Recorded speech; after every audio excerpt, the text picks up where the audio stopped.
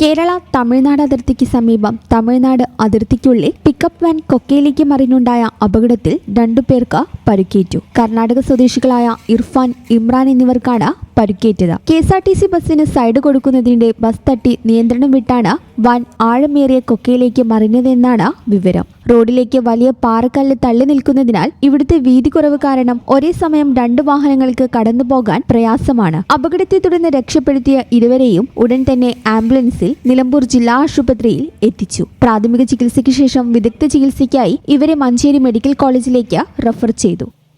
ഈ channel news Vazhikkadavu. 15 വർഷങ്ങളായി ഈ തിളക്കം നമ്മെ ഭ്രമിപ്പിക്കുന്നു. 15 വർഷങ്ങളായി ഈ വ്യത്യസ്തത നമുക്ക് ആത്മവിശ്വാസം നൽകുന്നു.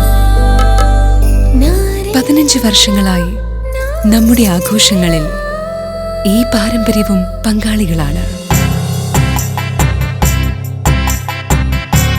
ഒരു ദേശത്തിന്റെ ആഭരണ സംസ്കാരം രൂപപ്പെടുത്തിയവർ. ഞങ്ങളെപ്പറ്റി നിങ്ങൾക്കല്ലേ കൂടുതൽ അറിയുന്നത്? പരിശുദ്ധിയുടെ സുവർണ പാരമ്പര്യം. Hayath golden diamonds, Valanchery.